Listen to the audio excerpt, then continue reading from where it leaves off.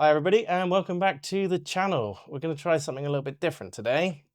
Been chatting to some people and just coming up with a few ideas. So we're going to have a look at the eccentricities of the UK. I have a brand new guest on today. He's just waiting on the side there for me to finish the normal introduction stuff, but I shall bring him in a moment. Basically what we've got today is some crazy news stories that could only happen in the UK. So we're going to run through those. Actually, we've got Mark on the side there. He's got one news story, and I'm going to tell you a story that actually happened to me, which I really believe could only have happened with UK posh people in the UK. So I'm going to stop talking for a second and get Mark to introduce himself. Hi, Mark. How do, Dave? How's it going, fella? Yeah, not too bad. And yourself? Yeah, all good. All good. Thank you for allowing me on.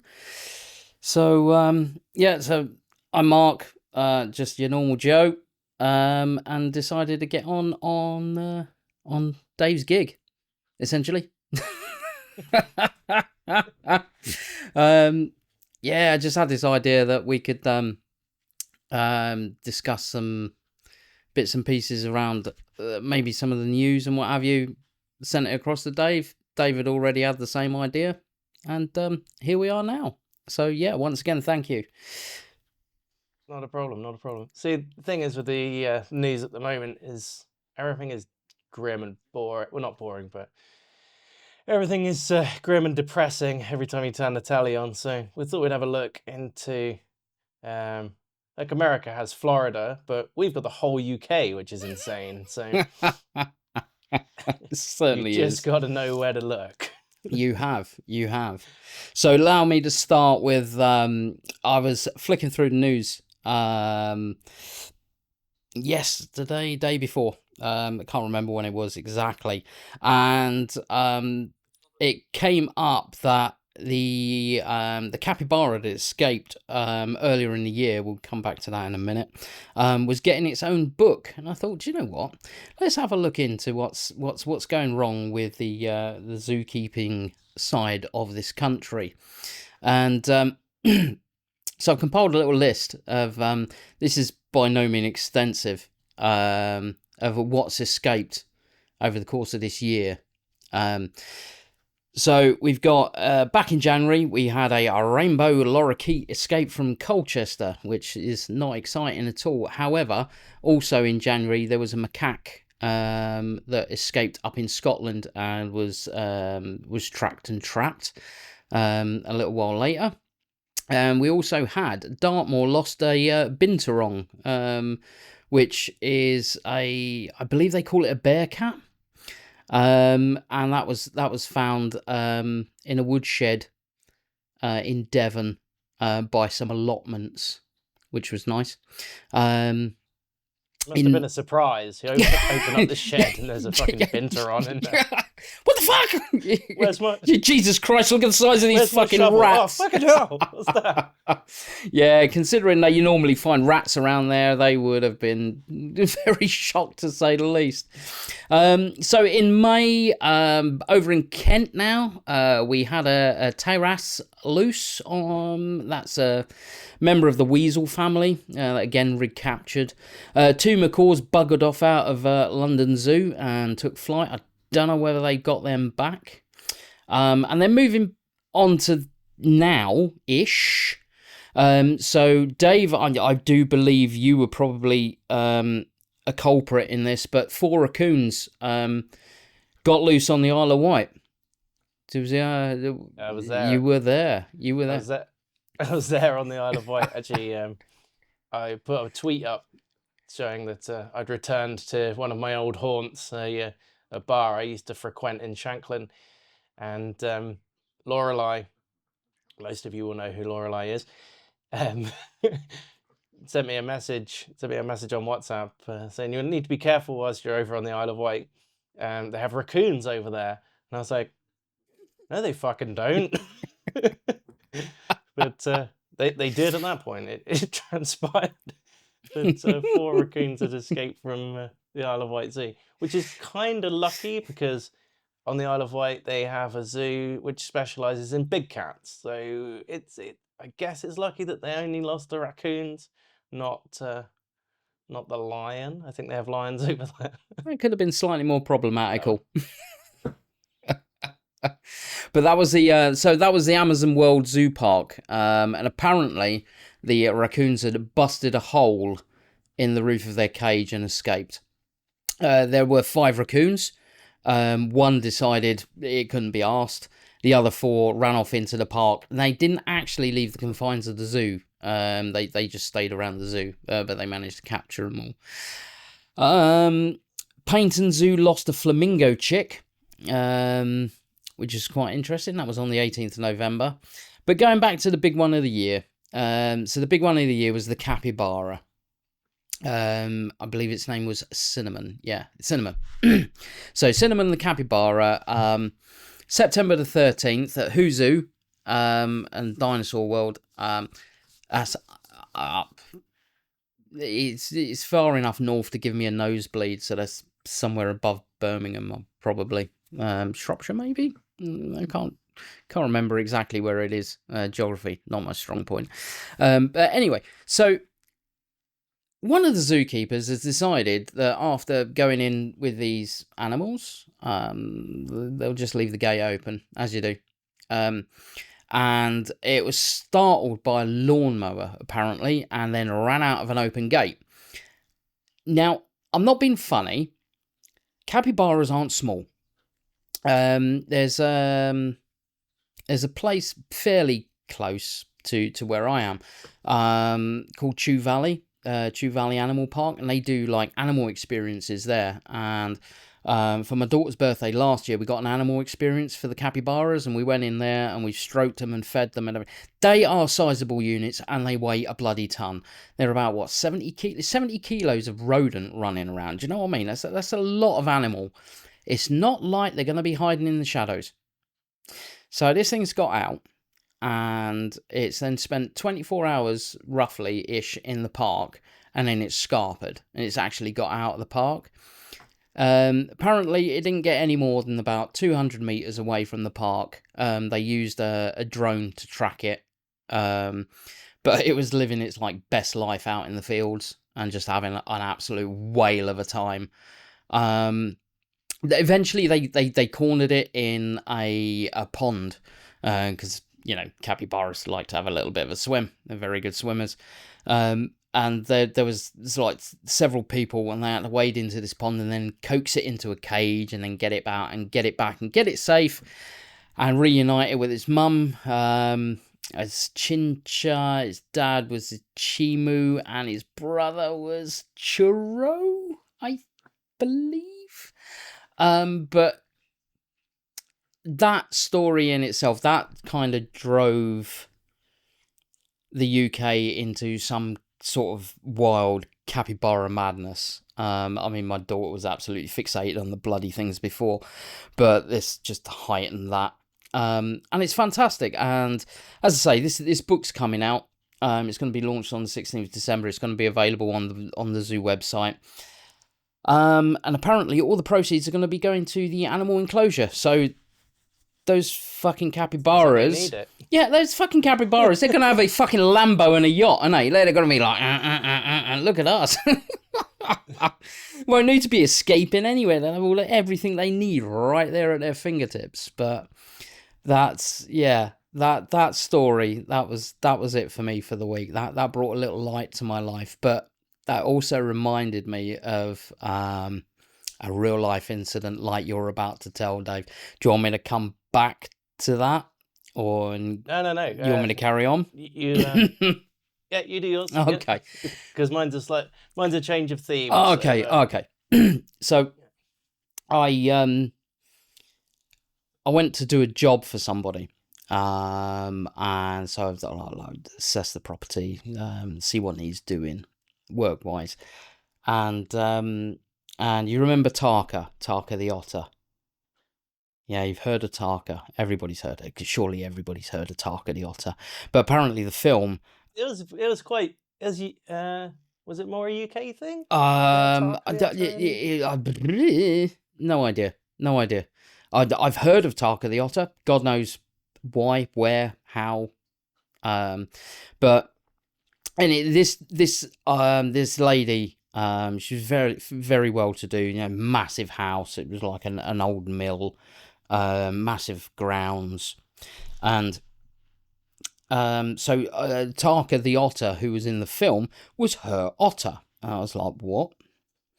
What do you mean your otter? You know, I appreciate otters are animals like anything else, and I didn't think you could sort of like have an otter as a pet. But I was shortly to be proved very wrong. So she's turned around and said to me, "Would you like to meet my otter?" Now this wasn't Tarka, obviously. This is further down the line because a few generations have been. I was like, "Yeah, okay, let's go meet your otter." You know, eccentric old lady. This could be anything. This could be a statue or whatever. So she's taken me down this garden, over this bridge, it's like up this embankment, and there's this enclosure at the top with two gates, and I'm like, you're joking. She's like, no, you can go in and you can go in and see him. So I've gone through this first gate, and I was a bit hesitant to go through the second gate, and she's gonna, it's okay to go through. Now, okay, my fault. I hadn't shut the first gate. Okay, but the otters looked up and gone, we've got a right one here. Let's see how much he opens that before I can get through. And literally, it was a crack. It was a crack, and that fucking thing was out of there like a bullet. And it was down the garden, over the bridge. It was down. Now, there's a road that ran around this property, and I didn't want to be responsible for the otter getting squashed, frankly. So I've gone chasing after this bloody otter. And she didn't seem worried. She just kind of ambled her way back to the house. So there's me chasing this fucking thing around the gardens and around there's like a car park out the front of the property. I was chasing it absolutely everywhere for about half an hour. And then it just disappeared. And I was like, oh, shit. I've got to go and tell her I've lost the otter. So I've gone to the kitchen door, right? And I've gone through this kitchen door. And just as I'm going through this kitchen door, I've noticed there's a cat flap in the door. And it was like, why have you ain't got any cats? What's oh, here we go. So I'm going into the kitchen and I could hear this chatting. It was the lady talking away. And I was like, what's going on here? So I've gone into the kitchen and there's this otter, no word of a lie, right? There's this fucking otter perched on her shoulder eating chicks. And I've turned around and said to her, I said, I thought I'd lost your otter. And she went, no, he just came in here for breakfast. That's what he does every morning. Oh, for fuck's sake. Anyway, eccentricities of the British. There you go. Oh, talking of famous television animals, where I used to live in Westleigh, there's a guy who lived down the road. Westleigh is... no one's going to know where Westleigh is. It's near Portsmouth-ish. It's a big housing estate. At one point, it was the biggest council estate in Europe. That's not much of a flex, but it just was. But in the block of flats down the road from where I lived, there was a guy who had an owl, and it was one of the owls from the Harry Potter movies. Oh, wow. Very famous owl. Did it originate from there, or did he just take it after they were done with it? I think it was his owl, and he took it to like the equivalent of owl auditions, I guess. Okay. But he used to walk around. He used to walk around the streets with it, and this thing would just sort of perch on his shoulder, and he'd take it down to. There's quite a lot of farm land around there, farmers' fields, and he used to take it and like hunt with it and stuff. And Jesus. so yeah, you'd often see him just he'd be in the pub and he'd walk past with this owl on his shoulder. He was the crazy owl man. Yeah. It beats gators, I Mind you, suppose. Let's be honest. Yeah, walking around with an alligator on a lead. Mind you, I used to have an albino corn snake, and and it got to the point where I would just, he'd always be like on my arm or around my shoulder or around my neck or whatever. And if I went out and it wasn't the winter, I'd just chuck a jumper on over the top, and he'd be there. He was happy to be in the warm and the dark and that. To the point where I didn't really notice him being there. And I went into my local corner shop one day. I can't remember. I was probably buying cigarettes. This is how long ago it was. I paid with cash, right? So I got my cigarettes and I put my hand in my pocket and I held out the note to the lady. And just as she went to take it, she fucking screamed. Like, I haven't heard a scream like it outside of a movie. And then I've jumped and I'm like, what? And she said, there's a snake in your. I was like, oh yeah, sorry. he'd slid down my arm, and just as she'd gone to take the money, he poked his head out of my sleeve. I thought the poor woman was going to die. Dear, oh dear. I'll tell you what, that reminds me, mate, of one of my closest friends growing up. He kept corn snakes, and one of them got out, and his mum was sat on the sofa, and she dropped her pen. So she's put her hand down the side of the sofa to get it, and she grabbed this corn snake. That was probably the same sort of scream, to be fair. Yeah, but at least she knew they were in the house. This poor woman, she's like, You just surprise. Can I pay with my doing her snake? day-to-day work in the shop. Yeah. Do you take reptile? No. Yeah. Dear, oh dear. Oh. Oh, absolute madness. So this story, Dave, this story about Yeah. I don't know. I don't think any other country quite has the same level of posh people as we have. It's like, I think we invented posh people, and some of them can be very nice, but it's, I don't know. It's a weird class of people, and they turn up everywhere. Every area has some posh people. They may not be rich. That's another thing. Posh people in the UK don't have to be rich. They just have to be entitled, right? correct. You agree, Mark? I agree completely. I mean, there's people in the roughest council estates around the country who, like, oh, do you remember what was that TV show? Keeping Up Appearances. Oh yeah, bouquet, With bucket.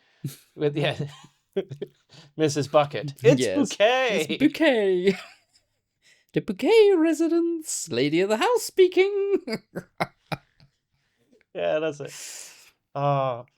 People who are watching from the UK will know what I'm talking about. People in America, go on YouTube and look up Keeping up appearances. Yeah. Keeping Up Appearances. It's a fantastic example of what I'm going to tell you now.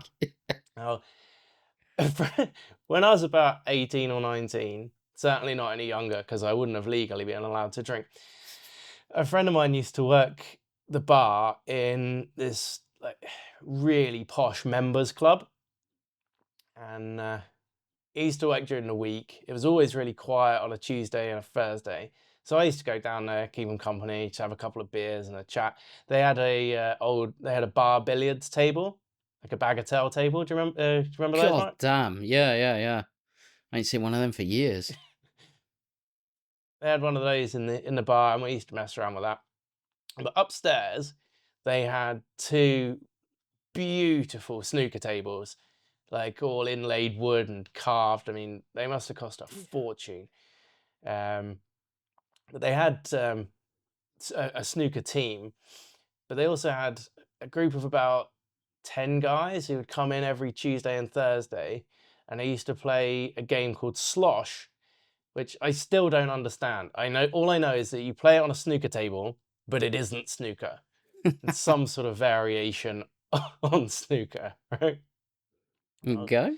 They'd come in, they'd order their drinks, and they'd go up and they'd smoke cigars, and just, cigars that cost more than a week's wages for me and Mac, who used to work behind the bar. And they'd just be out there for a couple of hours, and then they'd tootle off. Like for the area, I'm not going to say where the area was, but like the cars these guys would turn up in cost more than some of the houses in the area, you know? It's a weird place to have the club. But the club was, I think, 150 or 200 years old. I mean, it still had behind the bar, connecting upstairs to the snooker room, one of those like shouting horns where it's like a funnel on each end of a huge brass tube. Jesus. Why? So, well, that's just because the building was so old. From the it was like an early intercom, I suppose. From the that you could shout down from the snooker room. You shout into the horn, and you'd hear it behind the bar, and We need drinks. Fuck people off. could order. Yes, yeah, pretty much. But so yeah, they they would go up and they'd do their thing. Every now and again, they'd send one of the group of 10 people down to buy a round of drinks for everyone. I never understood why this was, but they'd come like one of the guys would come down and he'd order all 10 drinks. I mean, Mac, who worked on the bar, he knew what they were going to order. He'd hear them like shuffling around upstairs, so he'd start making them and he'd line them all up on the bar, and then he'd come down and like whoever it was would somehow pick up like all the glasses, like line them up against their arm, holding them all on their chest, like, and doing it on the camera, Mark, but like Jesus. to pin the glasses to their chest, Why? like balancing things and all this, and then they'd like stagger off upstairs. But this is what they did every. I mean, I went in there for about 3 years, and every Tuesday and Thursday, this is what they would do, right? Are they too entitled to ask for a fucking tray or something? Well, here's the thing, right? This is the bit that's just, well, one day they came down and somebody wanted an extra drink. So the guy he's been sent, he's used to this game now. Like he can carry 10 drinks, can't carry 11, right? So he's trying to work out how he can carry the next glass, and he's there for about 5 minutes. And in the end, he gets like just manages to scoop it into his fingers. And as he turns around, my friend Mac on the bar, he said, "Look, Mike, do you want a tray?" And this guy looked at him like he was the silence. He was like, "I can't believe this idiot is even talking to me." And he went, "Don't you think I've got enough to carry?" And then stormed out. Ah, you prick. Oh my God. See, the first thing, if that had been me, the first thing that would have gone through my mind was, I've been doing this for fucking weeks and now you offer me a tray? And if I was the barman, the first thing I would have thought of is, why don't they ask for a fucking tray? Jesus Christ. It's like, don't you think I've got enough to carry without a tray as well? You're not meant to carry it separately, you posh twat. Just do what... Have you not seen how your butler brings your tea through? But he stormed out and he's gone off upstairs like that sort of posh mumble. Yeah. What about a water bottle? Like, the sound you imagine Boris... Yeah. The sound you imagine Boris Johnson making just as he's walking along, you know. Poor people. But he walked out, and Mac and I just sat there in silence for about 2 minutes, and then he turned to me and he went, "Did that just happen?" It's very polite. Yes, mate. Yes, that did just happen. Jesus Christ.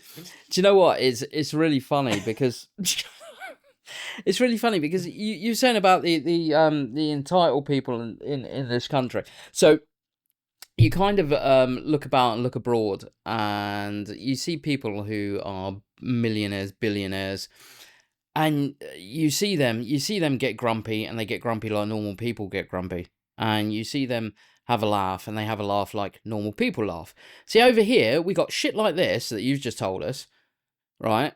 Where they literally walk away and they shake their fucking jowls. And then it's either that or they get surprised. Then they, oh, where are my pearls? I must clutch them, type shit. And then you've got when they laugh, they go off, off, off, off, off, off. So what the fuck is that? It's like a. I found it funny. Oh, Yeah, off, off, off, off, off. I found it funny. Did you? Well, laugh then. It's like. Yeah, laugh probably. It's like they have to write it down. Like, this is funny. It makes me laugh because when you're using Google Maps, I go one of the roads I drive down quite frequently is the A444, and it sounds like it's a posh person laughing because it goes, and then take the A444. It's like,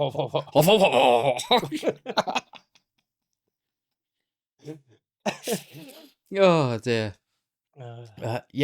Yeah, definitely. I agree with everything you just said there. It is one thing that is very, very apparent in this country, but nowhere else by the looks of things.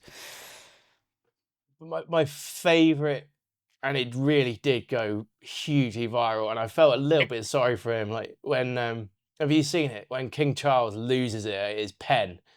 No, I heard about it. I haven't seen it. I heard about it.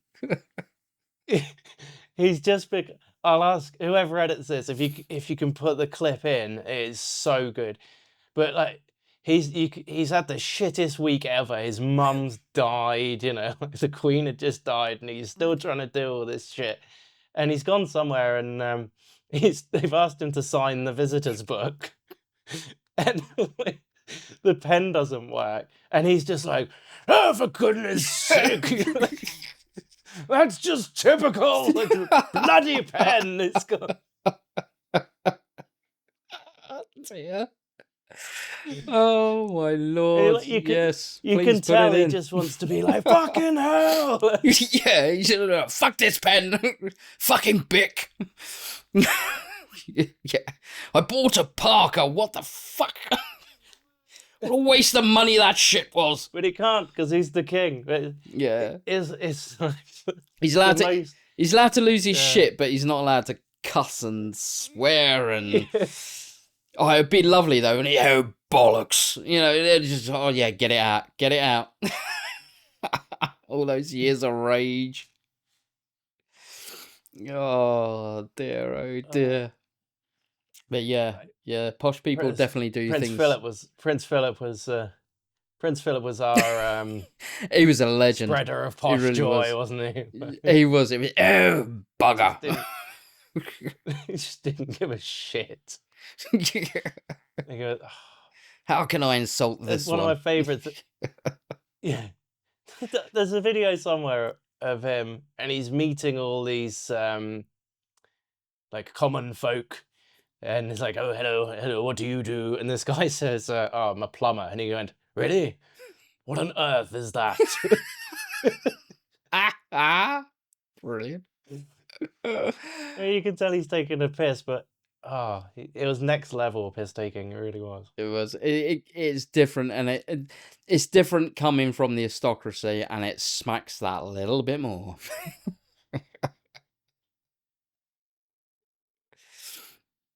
And that's the thing. That's the level of posh I think we accept. We're like, Britain would be a worse place without that. It makes you feel better about yourself as a common person, Oh yes, as a commoner, dear chap. Definitely so. It is though. And you can kind of tell somebody's background, how they've been brought up, and I dare say what sort of mood they're in by their accent. If they're silver spoon, you can tell. You can really tell. But there's also a massive difference between council estate and middle class private renters as well. The accents there differ slightly, and you can tell as even if you're all from the same background and the same sort of backgrounds and the same sort of areas. But if your parents were private renters, not council renters, you'll have a different accent.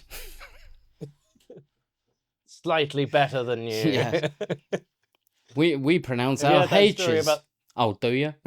Yes. All right. And the T, yes. Yes, and the T's. H's and T's, very important. Have you heard that story about the Queen? She's